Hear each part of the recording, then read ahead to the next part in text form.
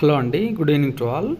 మనము mega DSC 2025లో భాగంగా SA English, TGT English and PGT ఇంగ్లీష్కి సంబంధించినటువంటి అబ్జెక్షన్స్ మొత్తం కూడా సబ్మిట్ చేయడం జరిగింది కదా అండి. సో మనం సబ్మిట్ చేసినటువంటి ఈ అబ్జెక్షన్స్లో ఎన్ని మార్క్స్ పెరగడానికి ఛాన్సెస్ ఉన్నాయో ఒక బ్రీఫ్ అనాలిసిస్ చేద్దామండి. మనకు ఫైనల్కి వచ్చేసి 25న వస్తుంది అంటున్నారండి, జూలై 25న. బట్ గవర్నమెంట్ ఇచ్చిన షెడ్యూల్ ప్రకారం అయితే 19-20 ఆ టైంలో రావాలండి. చూద్దామండి, ఇంకా అఫీషియల్గా మనకు గవర్నమెంట్ నుంచి ఎలాంటి అప్డేట్ లేదు. ఎక్కడో న్యూస్ ఆర్టికల్ అయితే ఒకటి వచ్చిందండి, అది ఆల్రెడీ మన ఛానల్లో పోస్ట్ చేయడం కూడా జరిగింది. అలానే school assistant English, TGT English objections ఏవే ఉన్నాయో మన ఛానల్లో డీటెయిల్డ్ వీడియో మొత్తం పెట్టడం జరిగిందండి విత్ ప్రూఫ్స్. మీకు ఎవరికైనా డౌట్స్ ఉంటే అక్కడికి వెళ్ళి మీరు చెక్ చేసి వీడియో చూడొచ్చండి. నేను SA English, TGT English objections మీద వీడియో పెట్టాను కదండి. సో దాన్ని బేస్ చేసుకొని ఎన్ని మార్క్స్ పెరగచ్చో చెప్తున్నానండి. సో మీకు కొంతమందికి ఎక్కువ అనిపించవచ్చు, తక్కువ అనిపించవచ్చు అండి. That's your opinion and it's my opinion అండి. First school assistant English paper తీసుకుంటే టోటల్గా అబ్జెక్షన్స్ మనకు 11 to 13 మధ్యలో ఉండొచ్చండి. నేనైతే 13 అబ్జెక్షన్స్ మొత్తం వీడియో చేసి పెట్టానండి, ఒకసారి చూడొచ్చు మీరు కావాలంటే. ఆన్ అన్ యావరేజ్ మనకు ఎంత పెరగచ్చు అంటే అండి, మార్క్స్ ఎన్ని మార్క్స్ పెరగచ్చు అంటే మినిమం 2 నుంచి 5.5 అలా పెరగచ్చు అండి. ఒక హాఫ్ మార్క్ ఇటు అటు కూడా ఉండొచ్చు అండి. సో ఇది ఓవరాల్గా నా అనాలిసిస్ అండి. టోటల్ అబ్జెక్షన్స్ వచ్చేసి 11 to 13 మధ్యలో ఉన్నాయి. అలానే ఎక్స్పెక్టెడ్ ఇంక్రీజ్ మనకు ఫైనల్ కీలో ఎంత ఉండొచ్చు అంటే అందరికీ 2 నుంచి 5.5 మధ్యలో ఉండొచ్చండి. మళ్ళీ చెప్తున్నా, ఒక హాఫ్ మార్క్ ఇటు అటు ఉండొచ్చండి. చాలామంది ఏమనుకుంటున్నారంటే 19 అబ్జెక్షన్స్ ఉన్నాయి, 20 అబ్జెక్షన్స్ ఉన్నాయని చెప్పేసి ఎస్ఏ ఇంగ్లీష్లో అంటున్నారండి. 100% నేను చెప్పగలను, 19, 20, 15, 16 అబ్జెక్షన్స్ అయితే 100% లేవండి. ఆల్రెడీ నేను స్కూల్ అసిస్టెంట్ ఇంగ్లీష్ అబ్జెక్షన్స్ ఏవైతే ఉన్నాయో వాటిని అన్నింటినీ విత్ ప్రూఫ్తో పెట్టడం జరిగిందండి. అయినా సరే ఒక 100 కమెంట్స్లో 1 or 2 పీపుల్ నెగిటివ్గా పెడుతున్నారు. ఇలాంటి వాళ్ళని మనం ఏం చేయలేమండి, ఎవరు బాగు చేయలేము ఇలాంటి వాళ్ళని. సో వాళ్ళ నమ్మకంటే కూడా మనకు వచ్చే నష్టం పెద్ద లేదండి. నేనైతే ఖచ్చితంగా చెప్తున్నానండి, మళ్ళీ మీరు అనుకున్నట్టు 8 మార్క్స్, 9 మార్క్స్, 10 మార్క్స్ పెరగడానికి literally there is not even a single chance అండి. ఆన్ అన్ యావరేజ్ 2 నుంచి 5.5 ఒక హాఫ్ మార్క్ ఇటు అటు ఉండొచ్చు, ఇంతవరకు పెరగడానికి ఛాన్సెస్ ఉన్నాయండి స్కూల్ అసిస్టెంట్ ఇంగ్లీష్ పేపర్లో. ఇదండి స్కూల్ అసిస్టెంట్ ఇంగ్లీష్ పేపర్ మీద ఓవరాల్గా నేను ఇచ్చే అనాలిసిస్ అండి. మీ అనాలిసిస్ మీకు ఉండొచ్చండి. కొంతమంది ఎక్కువ అనుకుంటూ ఉంటారు, కొంతమంది తక్కువ అనుకుంటూ ఉంటారు. సో ఎవరి ఒపీనియన్ వాళ్ళదండి. So it's my analysis. Next అండి టీజీటీ ఇంగ్లీష్ పేపర్. ఇందులో మనకు టోటల్గా అబ్జెక్షన్స్ వచ్చేసి 6 to 8 మధ్యలో ఉన్నాయండి. నేను ఆల్మోస్ట్ 8-9 అబ్జెక్షన్స్ దాకా పెట్టినట్టున్నాను. ఇందులో మినిమం మనకు 6 to 7 అబ్జెక్షన్స్ అయితే ఖచ్చితంగా అందరు రైట్స్ చేసినవేనండి. స్కూల్ అసిస్టెంట్ లాగా దీనికి ఎక్కువ మార్క్స్ ఏం పెరగకపోవచ్చు అండి. సో నా ఎక్స్పెక్టేషన్ ఏంటంటే 2 to 3.5 ఆ మధ్యలో మనకు ఇంక్రీజ్ అయితే ఉండొచ్చు అండి. అంతకుమించి మనకు టీజీటీ ఇంగ్లీష్ పేపర్లో ఎక్కువ మార్క్స్ ఇంక్రీజ్ అవ్వడానికి ఛాన్స్ అయితే లేదనుకుంటానని నేను అనుకుంటున్నాను అండి. సో టోటల్గా అబ్జెక్షన్స్ మళ్ళీ చెప్తున్నాను 6 to 8 మధ్యలో ఉన్నాయి. అలానే ఎక్స్పెక్టెడ్ ఇంక్రీజ్ ఎలా ఉండొచ్చు అంటే 2 to 3.5 మధ్యలో ఉండొచ్చు అండి. ఇది నా ఎక్స్పెక్టేషన్ అండి. మీ ఎక్స్పెక్టేషన్, మీ అనాలిసిస్ మీకు ఉండొచ్చు అండి.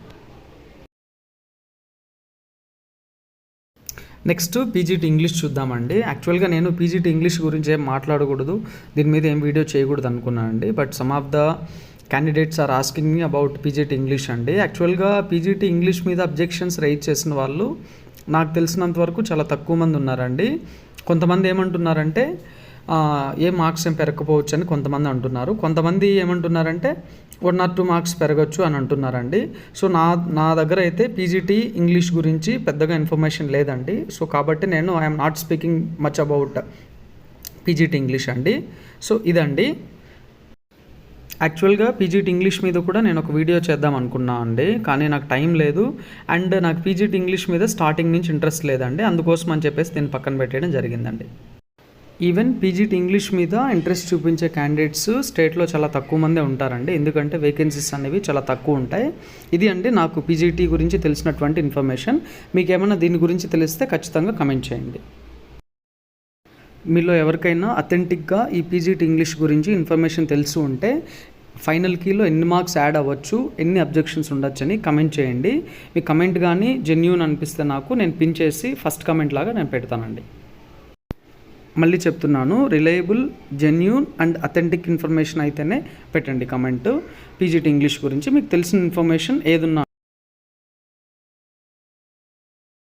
స్టేట్లో చాలామంది ఇంగ్లీష్కి సంబంధించి స్కూల్ అసిస్టెంట్ ఇంగ్లీష్కి సంబంధించి, టీజీటీ ఇంగ్లీష్కి సంబంధించి, అలానే పీజీటీ ఇంగ్లీష్కి సంబంధించినటువంటి అబ్జెక్షన్స్ రైట్ చేశాం కదండి.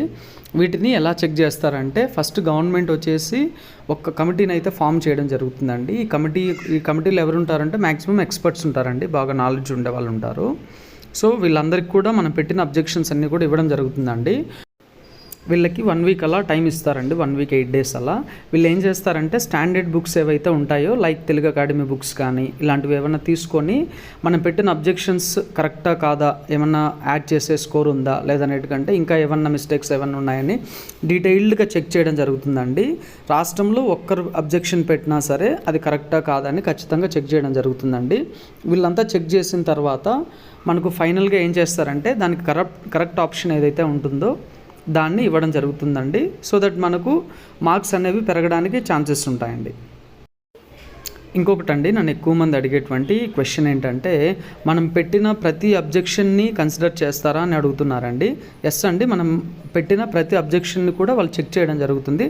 అలా అని చెప్పేసి ప్రతి అబ్జెక్షన్స్కి మార్క్ ఇవ్వరండి, ప్రతి అబ్జెక్షన్కి మార్క్ ఇవ్వరు.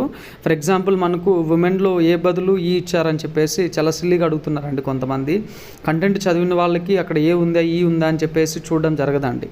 సో ఖచ్చితంగా ఇలాంటి వాటికి మార్క్స్ అయితే ఖచ్చితంగా 100% నాకు తెలిసినంత వరకు యాడ్ చేయరండి. నేను ఆల్రెడీ సెంట్రల్ గవర్నమెంట్ ఎగ్జామ్స్ రాసిన వాళ్ళని అడిగి చూశాను. వాళ్ళు ఏం చేశారంటే these are very silly mistakes Jagan, they are not going to be taken into account అని నాకు చెప్పడం జరిగిందండి. అలానే మూమెంట్లో కూడా మూమెంట్ అనేది కూడా ఒక కన్ఫ్యూజన్ అండి చాలామందికి. అఫ్ కోర్స్ మనకు మూమెంట్ వేరు మొమెంట్ వేరు అండి. మొమెంట్ అంటే క్షణం లేదా నిమిషం అనే మీనింగ్ వస్తుంది. మూమెంట్ అంటే కదలిక, మోషన్ అనే మీనింగ్ వస్తుందండి.